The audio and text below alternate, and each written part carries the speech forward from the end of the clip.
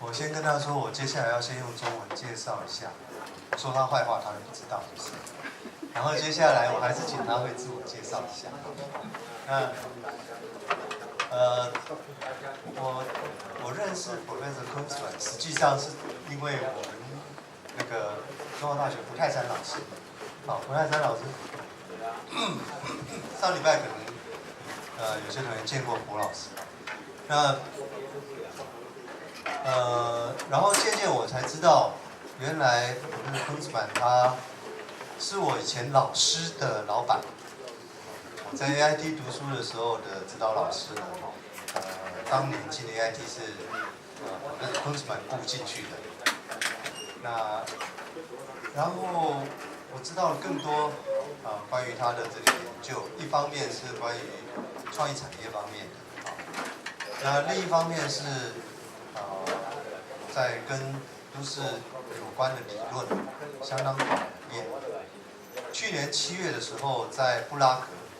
我们那个布拉格组的几位同学应该见过Kunzmann，那就是欧洲的这个规划教育的学校，他们有一个很大的一个编书计划，找了当代大概从60年代到80年代中期最重要的15位学者，都是教学者，共同写了一本传承的书，由年轻学者去访问，然后花了2、3年时间。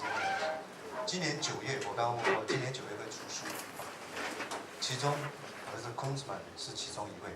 我印象里德国总共就2位，所以从这里我们看得到他的一个分量，在专业的分量。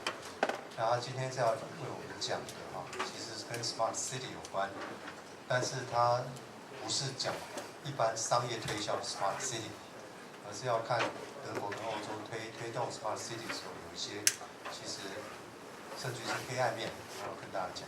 一般我们出国不太讲自己的黑暗面，都讲光明面。那今天他要跟我们讲的是比较这方面。那我们现在是不是就热烈掌声再次欢迎 Prof Kunzmann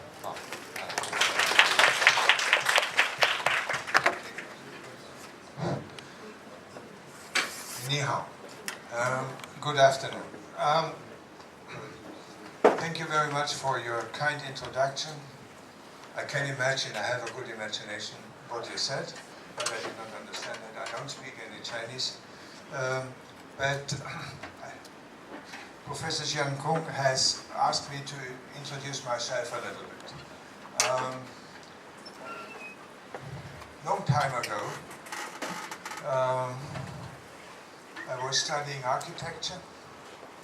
And then after studying architecture, I thought one house is not enough, so I thought I should do urban design, 2 houses. And then I thought, no, 2 houses is not for people, it's rather 3 houses. Then I talked about urban planning. And then after some time, I found that urban planning does not solve the problems. I went into regional planning, so 3 houses, 4 houses. So, and now, I was, after I graduated from the universities, more than 40 years ago. Then I was working with consulting engineers in Thailand, and thereafter I came to the university in 1971, in 74 in Dortmund University, which is the biggest planning school in Europe. It's a school with 1,200 students in planning, not in architecture, but just in planning, and with a faculty of 60, and all different disciplines, from urban design to economics, from computer science to ecology, and so on. I was there until 2006. And then I retired. So since 10 years I'm retired. I enjoy life by traveling, and very often to Asia. And so at least once a year I'm in China. Last year I had to be there 4 times. So, and I'm teaching at Nanjing University, Southeast University, in winter, and I make projects with students. And last November I did a project on this subject, the smart city, what does it mean for urban development? And the interest in this subject came because I was a little bit concerned about how fast people say, oh yes, we need the smart city. And I said, oh, you are a planner, you should be careful. Yeah? The smart city has some darker sides. So if you don't, I hope you don't expect that I tell you what you can do with smart technologies for urban development. You can do many things. I would talk about the darker sides. The darker sides of smart city development. And you see from the little table of contents what I will talk about. And once again, it's a planner's perspective. It's the perspective of a planner. I do not want to sell smart technologies. I want to tell mayors and planners in cities, if you are working with smart technology in your city, think about the negative side of it. And there are some negative sides. And I start with something which will surprise you extremely. I never use an iPhone. I never use an iPhone. So I'm still one of these very old guys who is not using this new technology, apart from emailing. Of course I use emailing, but I don't use an iPhone. I don't need it. I don't want to be linked to the world every minute, every second.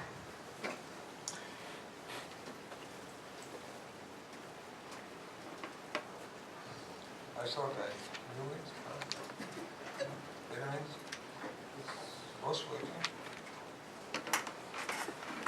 Yeah, it was working, but not anymore. Oh, yeah, no, you waited. You have to be a professor to do that. You know that there is what I call the smart city fever, or smart city crusade. And I was just talking 2 days ago at the Smart City Conference in Taipei, where many businesses wanted to sell the smart technology. And the mayors are keen to say, who is the smartest city? We are the smartest city in the world. And they are driving the introduction of smart urban technologies, using smart technology, passion of citizens and media to promote the cities as smart cities. Vienna does it, Berlin does it, Barcelona does it, Guangzhou does it, and of course Taipei does it. Then there are all kinds of conferences, like the one 2 days ago, because smart city is a good topic for a conference. Yeah, and you get money from the private sector if you have a conference on smart city development. Because the first thing I really want to say is smart technology is business first. It's business first. Also, all the companies tell you it's people. No, it's business. So it's first for business. They want to make money. Yeah, whether it is Google, whether it's IBM, whether it's Apple, or whether it is whoever. So smart technology is making business with new technologies. And it is so clever because the word smart is so tempting. Yeah? People like creative. Your creative is positive and smart for most people is positive. In Europe, if we talk about smart, it has a slight 5% on negative meaning. You know? If you go to the market, to horse market, that's what we say. If you go to the horse market, and the horse market, if you buy a horse, I don't know whether you have any idea about that, then you don't sign a contract or so, you don't have an invoice, you do it by handshake. You get my horse and I trust you. And we say, if you have a bad horse and you sell it good, you can say he is very smart of selling this horse. Yeah? So smart has a little bit of a negative meaning and not just a positive meaning. Yeah? In contrast to creative, creative is positive for everyone. So, India wants to build hundreds of smart cities. Some people say it would be better build smart villages instead of smart cities. Mazda, Abu Dhabi is making a lot of public relations about Abu Dhabi being the smartest city and designed to become a smart city based on solar energy and other renewable energy sources. And it is designed to be a hub for clean tech companies. If you read the marketing of Mazda, it sounds wonderful. But due to the lack of interest of investors and people, the project is stagnating. So only 10% of all these nice ideas have been implemented. And in reality, don't go to Abu Dhabi, it's not worthwhile the money, because you don't see the smart city. If you read it, you think, oh, wonderful, but the reality is different.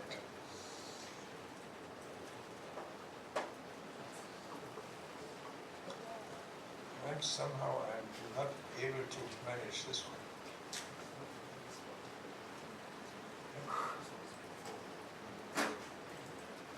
This one. Now this much better. Okay. China wants to have smart cities all over. Yeah? As a new idea, model of urbanization, to improve governance and use innovations in social administration by combining new ICT applications, and so on and so on. All the words you find on your websites about smart cities, whether it is India, whether it is China, whether it's United States, whether it's Europe, is like, I call it the poetry of smartness. It's the poetry. It's like calligraphy. So they say, oh yeah, it's wonderful. Yeah? And they sell it that way. And then they tell you why it is so good.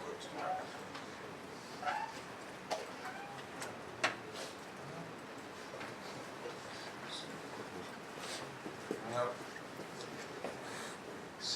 somehow we have here. So why?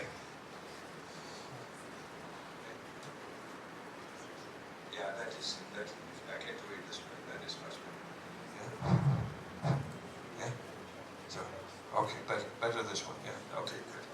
Okay, I have to be smarter. I think so. Why is this so popular these days? You know, 10 years ago nobody spoke about smart cities. It was everybody spoke about creative cities.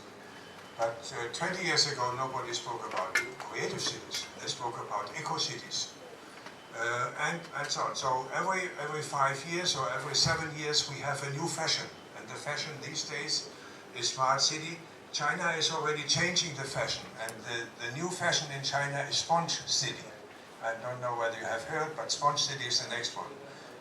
Richard Florida is already away from creative city. He's selling the happy city. So you can invent anything, and you say the next city fashion, if you want to make money, is that one. And then you put up branding, like Armani or like Gucci or like any other kind of fashion, and they use it. So, why is it so popular? Availability of new technologies, of course, you know that. The challenges of cities and regions to provide mobility, resource efficiency, and affordable public services. So 3 challenges of urban planning. One is mobility. We have more and more problems of congestion in cities. Second, we have to save energy. That's what we have learned. And the public sector is getting poorer and poorer because the private sector is not paying enough tax. Yeah? So that the government has not enough money. And now these 3 challenges are, and that's what the businesses tell us, if you use our smart technologies, we can help you. So the cities, of course, want to remain globally competitive. There is a strong belief that these new technologies can make cities more sustainable, save energy, save water. The search of cities to find ways and means to cope with growing complexity of challenges in megacities. You know, in China, we say, in mainland China, they say, oh, these cities are getting so big and big and big. And normal people with normal brains cannot do it anymore. You need big data, and you need new technologies in order to solve the complexity of problems, challenges in the city. Traditional land use planning, traditional zoning is totally out because you cannot solve the problems of Guangzhou or the problems of Qingdong with traditional land use planning methods. The challenge of regions to provide survival strategies in declining areas, that is a European problem, you know, because more and more people want to live in the cities. And in the rural areas, no doctor available, the schools are closing, no public transport available, and then the businesses come and say, oh look, we can help you. You can have e-medicine. You don't need a doctor here. He will be in the big city and he helps you there. The teacher, we don't need the teacher there. You can have e-learning and so on. So the new technologies will help you to solve your problems. So that is the secret now, the selling jargon. And then, of course, the pressure of time in the new urban economy and the quest for instant access to information anytime and everywhere, big data. What do I need? I have to know where I am. Oh yeah, here I am. I look in my tool and everything I have. Tourist guides, you don't need tourist guides, we have it here. You want to have information about population, you have it here. So you don't need books anymore, you don't need libraries anymore, you just have your electronic media. So, and that is also very important, it is the fun of using the new technology. You know? People have fun to use it. It is not just that they need it, but it's also fun. 10 years ago, when you go to the underground in Tokyo, people were sleeping. Today, if you go to the underground in Tokyo, where they are 1 hour or 1.5 hours, they are all looking at their life. One is gaming, one is talking with somebody else, but they all look at these things. Yeah? And I have realized last time in China that people, even when they have an evening dinner, and people are sitting around and everybody has his iPhone in front of him, and sometimes he talks to you and sometimes he looks at your iPhone. So it is the fun of using this and the fun of being available anytime.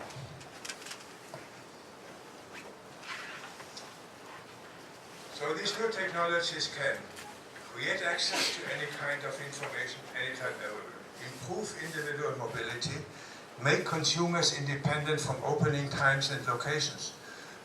You know, we in Europe, we had no shops open after 6 o'clock in the evening. Now shops are 24 hours open because of e-shop. It raised personal security at home and safety on the road. Increase productivity in production, save energy and water, improve access to public services, make it easier for tourists and visitors to enjoy, assist elderly and physically handicapped to get personal medical support. But very interesting, maybe even 5 years ago, many people said, oh, that is only for the young people. The old people don't want to do that. And now new research has shown that old people like it. Yeah? They feel this is fun to use this new technology, and they learn it. So after retirement, they have a lot of time to relearn it and use it. And then they are better linked to their grandchildren and grandchildren and to the doctor, of course. It facilitates education and lifelong education and training. It helps singles to find a partner. I don't know whether these kind of applications are now in fashion in Taiwan. To find a partner for a coffee, for a day, for a night, for a whole life, or for whatever. And so there are very many positive things about smart technologies, what you can do. So all this at the cost of privacy. So whenever you use the tool, you know that the American CIA will know what you are doing and where you are. So that may not be a problem for many young people. For Europeans, it's a little bit a problem, very much so for Germans. So these are the major dimensions: communication, production, mobility, energy, safety, housing.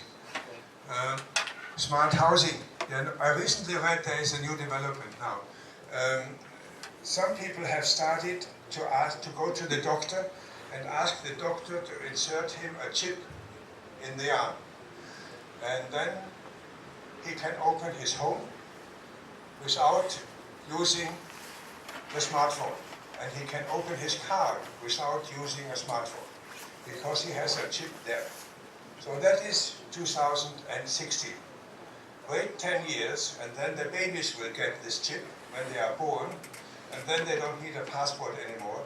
And then we have no terrorist problems anymore because all our, the Chinese and the Americans, they will know who you are and where you are and what you are doing and what you are eating and what you are doing. So, and then we have, of course, e-shopping, e-government, e-care, e-learning, as I had told you already. So that is the normal life. You are individual, smart home, smart dating, numerous sunny sides. There are no limits whatsoever. And Taiwanese industries earn a lot of money by providing all the little things you need, all the chips you need, all the applications you need for using smart technologies. So some people say the future of Taiwan is based on smart technologies. Maybe dangerous. So there are no limits, no technology of applying new technologies to everyday life of people in cities and regions.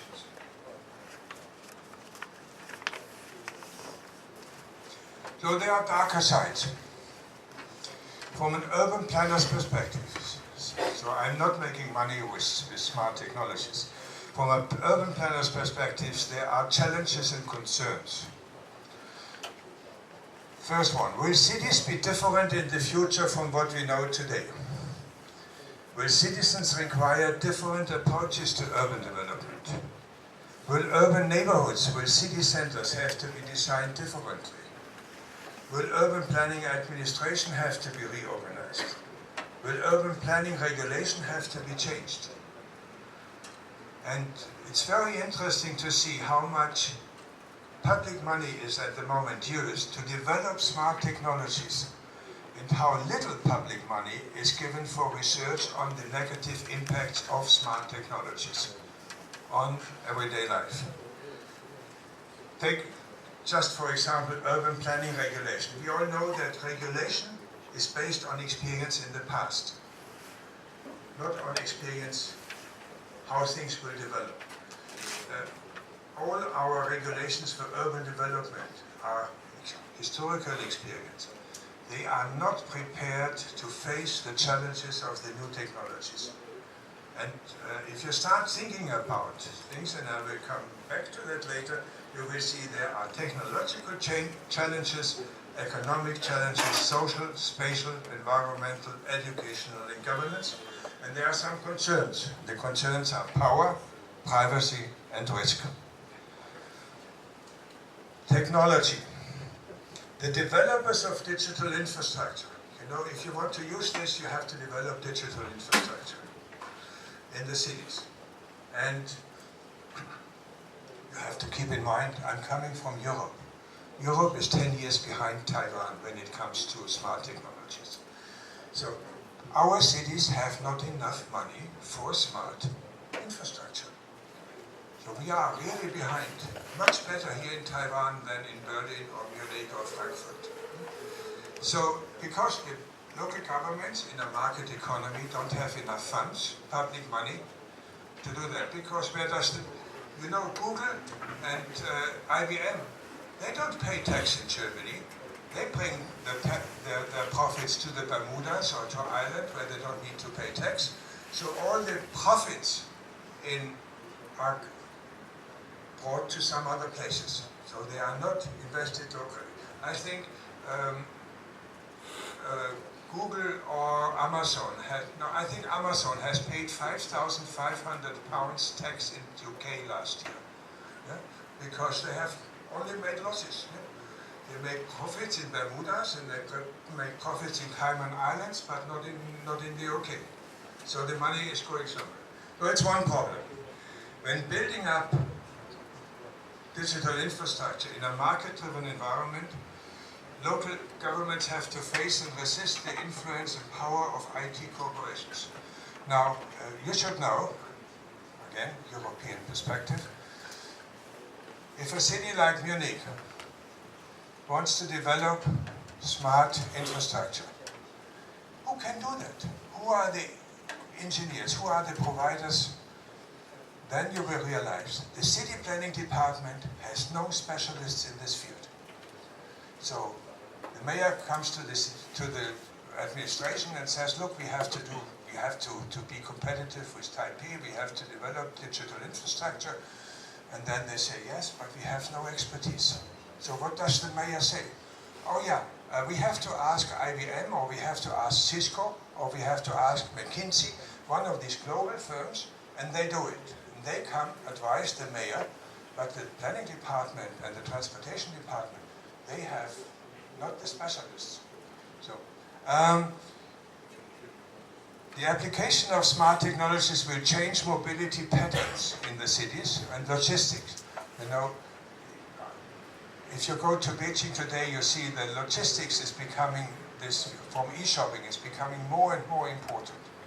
Yeah, and little trucks are going around, and students are selling something on the internet, and then it is delivered to the campus. But you have thousands, 10,000s of people who are delivering the goods. And all this will change mobility patterns. Smart technologies will favor higher densities and more high-rise buildings, and force local utility corporations to invest heavily in overhauling existing systems. But such investments tend to increase spatial disparities in the city. And I will come back to this issue again and again. The smart city technology is increasing the social disparities in our conurbations, because it will be done where it is easy to be done, or where the affluent people are living and say, we need this. And it is very difficult, or let's say it's more costly.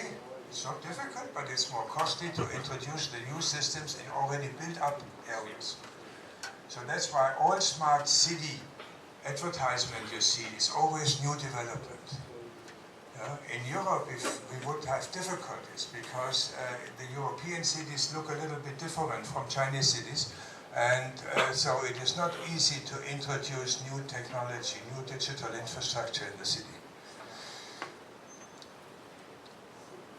So the spatial disparities in the city will grow with the smart technologies, at least in the introductory, in the first 10 years or 15 years.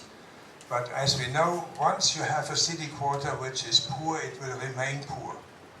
If you go to London today and you have historical maps of London, where did the poor people live in London, where did the rich people live in London? You could make the same map today, it has not changed despite 100 years of urban planning. So it tells you that urban planning cannot overcome social disparities. Digital infrastructure is prone to failures, accidents, and cyber attacks. You remember we had a few years ago, we had Fukushima. You cannot avoid Fukushima. Yeah? You can try to reduce the risk, but you cannot avoid it. Yeah? So, and the digital infrastructure is prone to failures, accidents, and cyber attacks. Economic challenges. It's very interesting for me to see that there is very little research and knowledge on the impacts of smart technologies for the local economy on employment and on qualification. So just take a very simple example, which I learned in Hong Kong last week. The local energy utility corporation wants to introduce smart meters. Introducing smart meters means to make hundreds of people unemployed in Hong Kong, because they don't read the meters anymore. They don't go from house to house. You have an electronic system and you don't need them. So it's just one little example. But if you look into the literature, you find very little evidence that economists have an interest in the job implications of smart technologies. Probably because you don't get a Nobel Prize if you do that. You get a Nobel Prize if you do financial things and macroeconomic things, but not microeconomics. So we don't know enough. So we can only speculate what's happening. And the other one is the number and the qualification requirements. When I talked to these energy people, they said, okay, they will be unemployed, but we will employ more computer scientists. But you know, you cannot retrain a simple worker to become a computer scientist. You cannot retrain a steel worker to become a computer scientist. You can only retrain his son or his daughter, but not himself. Yeah? So that is a generation. And so the qualification is so important. Of course, we need higher qualification, yeah? But it is different people. So again, social polarization between the rich and the poor, between the educated and the less educated, will grow. The interest of all drivers of smart cities is to sell technology. So it's business first. And they sell this with promises that these smart technologies will make life better. So that is, in a policy environment, it's so wonderful, because the politicians will say, look, all these smart technologies, they can do all the nice things we want to present to you. So you elect me next time, because I bring you smart technology. Yeah? So that's very easy. Smart technologies, that is a big discussion, and I think that would be interesting for the social science. I have the impression that the smart technology will support individualism and raise the number of single households, because the new technology allows you to be mobile, and this has consequences for the labor market and for residential property market. In cities like Hamburg or Munich or Frankfurt in Germany, already 50% of the households are single-person households. If you want to have a professor at the university today, then the professor will ask you, do you have also a professorship for my wife? Because she also needs a job. Yeah? And now some universities in the United States have started to say, okay, we also find a job for your wife. Yeah? We appoint a professor for a new field, and his wife is, I don't know, in medicine or whatever, and we will find a job for her as well. Because otherwise we have a situation which we find very often in Europe, that a couple, we still have people who want to marry, one has a job in Hamburg and one has a job in Frankfurt, and this weekend they are meeting in Hamburg and next weekend they are living there. So you need more apartments, you need smaller apartments, but you need more apartments, you create more transport between, or sometimes they meet in between and say, okay, I don't want to go to Hamburg, you don't want to go to Frankfurt, let's meet in Düsseldorf also. Yeah? So this is changing the way of life of many people, has to do with education, but also has to do with the smart technology. Spatial challenges. In the long run, I'm quite convinced city centers will be closed for private cars, which are not equipped with smart technologies. You know, the motor car industry is at the moment so keen, and I don't know why, to have the driverless car. And they will sell it, and they will convince the politicians, and then they will have to close the city centers, because otherwise it's too complicated. And in the end, you may only have electric cars with smart technologies, buses, taxis, but no private cars. So again, you cannot use your private car in the city center. So the character of the city center will change. Smart industrial production, that is what we call Industry 4.0. I think you have another word in Taiwan, will require new locations in the city, because you don't need the working class in the past, you need engineers. And the engineers want to have a better working environment.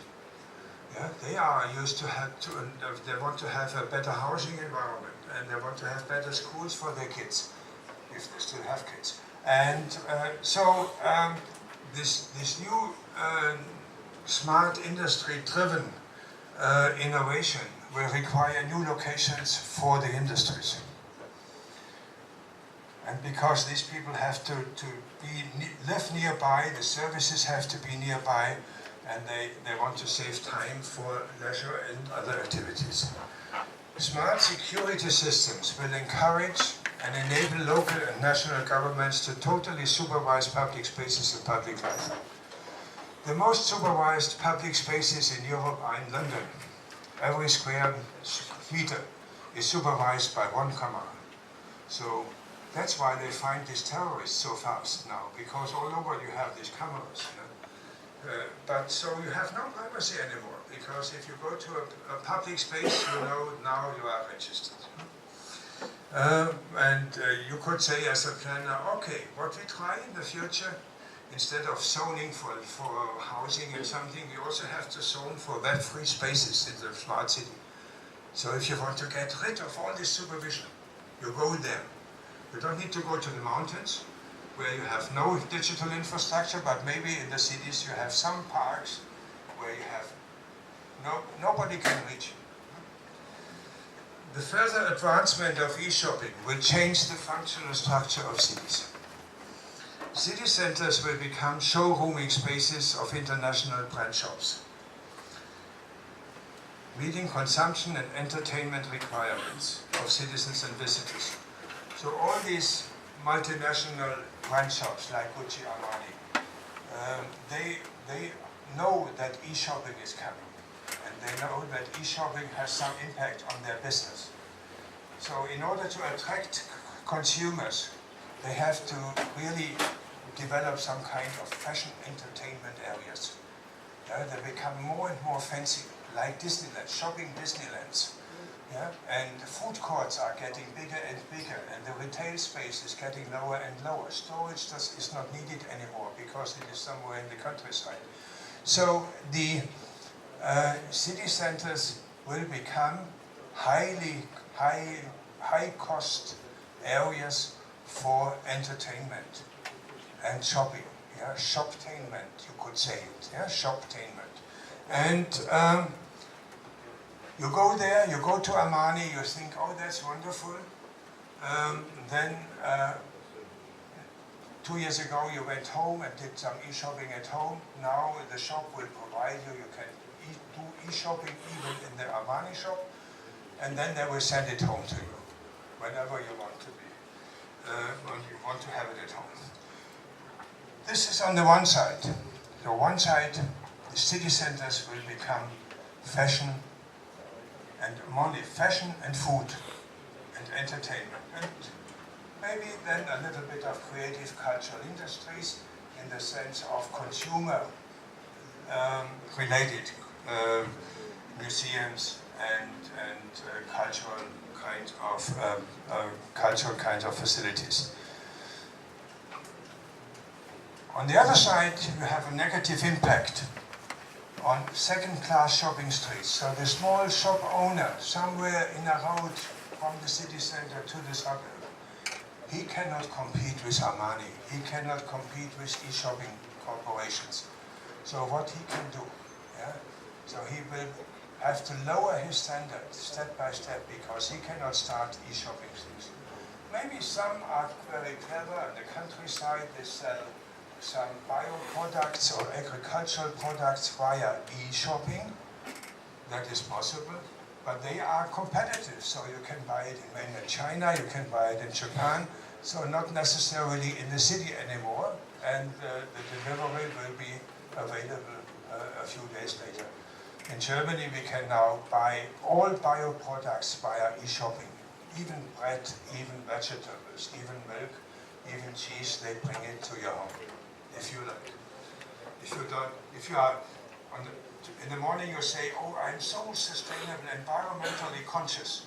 In the afternoon you do e-shopping. And there is a conflict. That's it. So these second-class shopping streets will require a new approach to urban development, to zoning. So which means we will have the old fashion of having functional separation. Here housing, here shopping, here offices, here entertainment, here sports will have to disappear.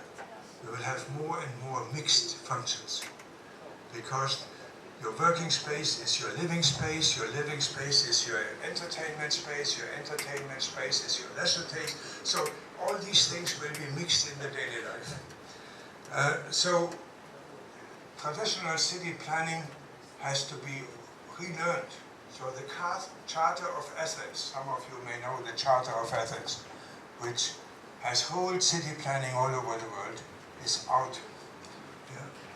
Now we have a new charter which is dominated by smart technologies, but we have not yet written up what does it mean. Data storage facilities may be not so important, but each city will have these spaces highly secured by police and military, where all these big data are collected. Social challenges. As I said, digital infrastructure can only be gradually developed. You cannot do it within 1 year. You have to do it step by step. And made available for all citizens and visitors. Hence, unbalanced digital infrastructure will further increase social polarization in the city. The availability of new communication means and platforms to the civil society is a big chance. But it will confront city governments with new requests for participation in urban development strategies. I think that is what local governments are not yet aware that all their driving of smart technologies will work in the end against them, because the citizens will have the possibility to form new alliances and say, look, we don't like this government, yeah? But we cannot express it in the public, but we can express it in our smart networks. The revolution in Egypt a few years ago was not via newspapers, not via television, not by political parties, but by civic action groups using the new technology. So, and if the government starts to repress the use of such technologies, they will face even more problems, because the people are clever. They are smart. Sometimes they are smarter than the smart technology. So that is a new challenge for local governments, city governments, and they have to prepare for that. I think they did not yet prepare. Social media and popular platforms will encourage more people to participate in urban development, which again will force local governments to respond and better organize public participation. And public participation will not just work from above. Oh, we allow you to do this and this, like kids in the playground or kids in the kindergarten. Now you play with your new technologies and that's it. No, citizens are clever, and especially the young ones, then they will find ways and means to form new alliances. Safety concerns of citizens will encourage local governments to control public spaces. You have heard about Brussels yesterday or the day before yesterday. Now, all our city governments and together with the national governments will increase security all over the city. And privacy is less and less and less concerned, because people are so afraid of dying that they accept all this public control. Environmental challenges, very briefly. Resource conservation can be easily managed in new urban development schemes. Their introduction in already built-up urban districts is extremely complex. So if you want to introduce smart digital infrastructure in built-up areas, it's much more difficult than on greenfields. So it will lead to further spatial polarization in the city. Smart infrastructure networks for resource conservation, energy saving, flooding, pollution warning systems will have to be prepared for risks once the 24-hour systems are stopped and hacked or broken. You know, there are continuously wars between Chinese hackers and US hackers, and they hack their respective systems for various political or economic reasons. And so systems can break down any minute. Yeah? But then the engineers say, oh, you are protected against flooding, but maybe you are not protected any minute against flooding. Educational challenges.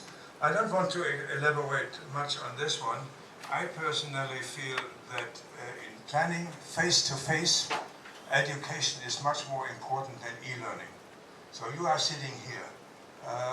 Some universities now are selling that, oh, you don't need to go to the university anymore. You stay at home and we send you a video and then you can learn at home.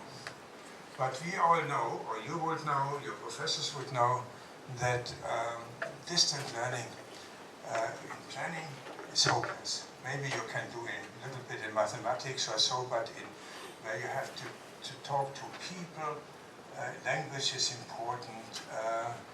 Many things are important, to be together, to work in groups, to cooperate, and not just learning by doing. So the e-learning is supporting the old learning system, classroom teaching, but planning is more and more linked to projects, or is linked to projects and studios. And so I'm totally, I'm not so positive about e-learning. Maybe for further training, every 5 years you have to learn something new, a new regulation or so, then it is okay. But for learning the profession, I think e-learning is not good. And then there's another problem. I know in Asia, ranking is so important. So if you have a degree from MIT, it's wonderful. If you have a degree from Grenoble, where is Grenoble? What is this? No, nobody has an interest. But the MIT and Stanford, they all offer now e-learning courses. And then you can go to your local government and says, I have a degree from MIT. So, oh, you are the great star. Yeah? And if you have a degree from some other universities in Miaoyi or wherever, then they say, oh yeah, that is just second class or third class or fourth class. But, so that is the problem, that again, a polarization will take place. Challenges for city governments, I think I mentioned a few of them already. Local governments will be driven by technology corporations to overhaul their technical infrastructure system. They will convince the city. So if you have a limited budget, more budget goes to the new digital infrastructure, and less budget goes to any kind of social or landscaping or whatever it is, because this is not supporting the smart industry. To meet the expectations of citizens, new formats of information and communication will be introduced, forcing local governments to balance top-down and bottom-up planning. City governments will have to recruit qualified new staff in the public administration, e.g. in urban planning departments. Yeah? These local governments in the future, if you are not prepared as a planner, then they will recruit IT engineers for doing city planning. Because city planning in the future is building digital infrastructure and access to information and big data. So they will not, and so what is remaining? The social science is doing the participation, the economists are doing the business studies, and the planners, what remains to the planners? Old land use planning is out, so maybe very difficult what's happening with the planners. Maybe they will, if they have studied urban design, they will become urban decorators. Yeah? They will decorate the public spaces, which are super weird. So they will do some nice public arts things. Yeah? And permanent training of public sector staff is essential to address the challenges and to communicate with technology providers on equal terms. Yeah? So this, if somebody from McKinsey or from one of these international consultants comes to the local governments, he charges you $4,000 per day. And of course, then the government says, oh, if we pay so much money, it must be very good. Yeah? And then there's no money left for other things. So these were the challenges, and there are three concerns. One is power, one is privacy, and one is risk. Power. Who is driving the smart technology? I think I have already mentioned a little bit. But global corporations like Samsung, Huawei, Sony, Siemens, Cisco, they all have identified the huge market potential of cities. And many of them, IBM has for a long time now, has started to say, we are the consultant for smart city development. Samsung does it, Huawei does it, Siemens does it, Cisco does it, so all these global corporations. I have not heard that Foxconn is doing it, but maybe Foxconn is too much depending upon Apple's and so on the others. So powerful corporations relying on the application of new technologies like Amazon, Apple, Alibaba, and the automobile industries. They are all afraid of losing market shares, so they promote unlimited automobile mobility in cities. Audi, Toyota, BMW, Mercedes. They all are, if you look at their websites, if you look at their marketing brochures, they have realized the smart city. I used to say for a long time, you know, I'm in the business now or in the profession now for 40 years, and I always complained that nobody has an interest in urban planning. And now I have to accept that all these big companies have an interest in urban planning, but a different type of interest than my interest was. Millions of startups developing applications of these technologies. So many young people now have an interest in this because this is a job for them. And so they are driving it. Global and national think tanks like McKinsey, like Fraunhofer in Germany, businesses all over the world expecting the benefit from e-shopping like Alibaba or like Amazon. Yeah? 20 years ago Amazon was nothing. Amazon now is a global corporation. Local governments, mayors, lifestyle media, you know, this smart technology, smart city thing is a good theme for media. And if you look at the international media, you have, most of them have already now digital section. Former times they had culture, they had economics, they had finance, now they have digital. Yeah? And then they sell the digital. Research institutes and consultants, of course, yeah, they have to get money and grants and contracts for urban research. And they get it if they say, oh, we help you to sell the technology. And it's very difficult to get money for not selling the technology. International governments cannot step behind, and non-governmental organizations neither. The European Commission now is already promoting smart city development networks and linking cities together to exchange their experience and so on and so on. So a growing number of people are working now with this kind of development, talking about it, writing about it, and similar is done by influential research institutes, academic writers. If you want to get credits and you write about smart city applications and big data and Internet of Things and whatever it is, you have a good chance to be published. If you write about the negative impacts of smart technologies, it's more difficult to get published. Yeah, so you don't get the credit points, you will not be promoted to become senior professor or whatever. The media are in search for young leadership, smart architects, urbanists and developers, they also want to survive. And the global fund community, they are driving it. Yeah, and tourists are driving it, because now it is wonderful. You go to Paris, you don't need to know anything about Paris, you just go there, oh, this building, what is it? Oh yeah, and you know it. Immediately you get the history, you are clever, and so on. So, the power, Google, I told it already. Frost & Sullivan is one of these international corporations, and they are advising national governments on the smart city market. And they say the market will reach 1.56 trillion by 2020. And so they say, they talk about urbanization, they talk about global cities and so on, and they tell the politicians 4.6 billion people will live in urban areas, so you need smart technologies. Smart cities are cities built on smart and intelligent solutions and technology that will lead to the adoption of at least 4 of the 5 smart parameters. And then you have the same thing, smart energy, smart building, smart mobility, smart, smart, smart, smart, smart, everything is smart.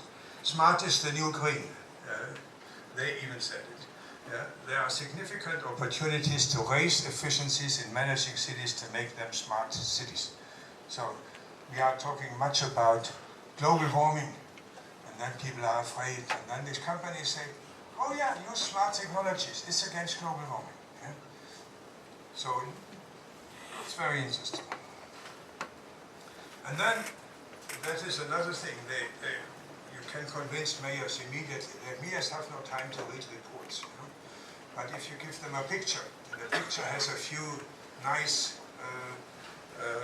so let's say here, smart building, smart energy, smart water, and so on. And all this in a new type of environment. And these pictures are shown then all over the world. International Data Corporation is one which is working in this field, very much so. Apple, of course. Apple has a new headquarter. This headquarter, which is here on the left side, is bigger than the Pentagon in the United States. And it tells you that the power in the future is not with the Pentagon, the power is with Apple, the power is with Google. Yeah, they have the power over what's happening. IBM is telling with all kinds of nice images how they are dominating the world. And you see all these names here, Accenta, Fuji, GST, Microsoft, Capgemini. Keep that in mind. These are the players in the future, not the national governments anymore. These are the players for the future of our society. Hitachi in Japan. They don't sell Tokyo as a smart city. They have some suburb of Tokyo, Kashibanoha smart city, which is, so to say, also a kind of experimental laboratory to sell smart technologies. Huawei is Huawei. I try to find a way. Is selling smart Nanjing. If you go to Nanjing, you don't see anything. But they are selling it as the smart city Nanjing. Siemens is doing it. Also, they have now changed. They're quite clever. They have changed smart city by ingenuity for life. And ingenuity stands for innovation, trust, and the arts of engineering. So they come back to the old German tradition that smart arts of engineering is important. And I heard the other evening that there was a big discussion within Siemens and the board of Siemens that they have now an English logo and not a German logo anymore. Ingenuity for life. Mercedes-Benz is developing smart technologies for cars, but not for German cities, as you see. These are all for Chinese cities, because German cities look different. And they know, they are very clever, they know that for German cities it is a little bit more difficult to do that. So it's better to do it in new built environments. European Commission is 1, 2, 3, 4, 5, 6, 7 policy areas where they support smart technologies. The German Fraunhofer Institute has a special institute making cities smart. And of course they use the same word. The job of the smart city is to help its inhabitants use scarce resources as efficiently, sustainably as possible. Yeah. So planners have worked for 20 years to bring the public to sustainable development. Now the business are harvesting what we did in the past. Yeah? And they are selling now all these things. Good life, safe life, happy life, freedom for creativity, innovation. Yeah, you cannot find better words for what we originally thought should be apart from you can only have all that if you use our technologies. Risk, digital infrastructure can be hacked by external hackers, as we know. System can break down. You can have traffic chaos, water shortage, flooding. So, okay, you cannot avoid the risk, but you can have a plan B, so what to do if the system breaks down, but there is no money for plan B. Yeah? And the industry has no interest in paying for plan B. They only have an interest for plan A. Privacy, very much a German concern, convenience versus privacy. Most people would say, oh yeah, using the system is, the convenience is so important. And the privacy, okay, I don't care. I don't bother. if you are in line with the ministry, if you are in line with the government, if you are in line with the Communist Party, okay, you have no problems. But as soon as you have if you have something against it, then your privacy does not help you anymore. Yeah? You are observed any minute. Insurance companies have started in my country to use personal data for raising insurance fees. So health insurance is one example. Health insurance companies in Germany have now started to launch that if you wear the bracelet, which tells the insurance company how many steps you walk every day, if you allow that insurance company to know how much you walk every day, you pay less insurance. Now, many people would say, okay, then I save money by giving up my privacy. Then they know that I'm not walking enough. I stepped only 9,000 steps and not 10,000 steps. So next time I have to pay more. So I have to walk. So you are under the control. The same is now in car insurance. Car insurance company have now offered clients in Germany that if they accept a camera in the car, which is controlling the driving style, then you pay less insurance. But you can imagine that if your driving is not correct, you pay more insurance in the future. In the beginning, you are tempted to accept it, and then you have to pay more in the future. And other insurances will come up. So not using smart technologies in the future will be costly. Unless you live in the countryside and say, okay, I don't bother. But so that is a mechanism which we have to keep in mind. The big data are in the hands of a few corporations. You may have heard recently that the FBI in the United States and Apple had a problem. And they are still fighting, it's still not solved. Yeah? And you know that our Chancellor in Germany, Frau Merkel, is controlled by the FBI even via her iPhone. Yeah? So she cannot use her iPhone as a private person. And the use and misuse is almost uncontrollable.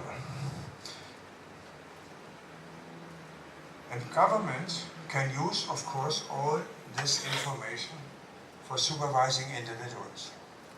So in Germany we would say, what's happening in the United States, what's happening in China, we could not accept because our personal privacy is not respected. Even Eric Schmidt, the CEO, the general manager of Google, says we will have to fight for our privacy or we will lose it. And I feel we have already lost it. Yeah? There is a small electronic frontier foundation which tries to protect personal rights, but I think they will not be so powerful to do that. Also, there was an interesting event last year on 6 October 2015. The European Court of Justice decided that Europe does not need to deliver all data to the United States. Yeah, it was a big fight. I think they will do it anyway. So Lufthansa and Air China and all this, they will give their passenger information to the United States because of all these terrorism problems we have these days. Now, summing up, I'm coming to an end. The urban impacts of smart solutions are not seriously taken into consideration. The knowledge on impacts of smart technologies on urban development is limited, and much research is required. I know that all researchers say in the end of what they do, we need more research. We need more research because you also say we need more money, but we need more research. But in this case, I really feel that there's much money now given for big data and using data in planning and but there is not enough money for doing, and maybe not enough interest, not enough PhD students who do research on the negative impacts. Gradually, introduction of smart technologies, economic and social polarization in cities and societies will further increase. And you can say maybe it's politically accepted, but maybe we should not accept it too fast. We should not surrender too fast. Digital infrastructure development will downgrade traditional urban planning, turning planners into city decorators if they do urban design, into urban lawyers if they do regulation,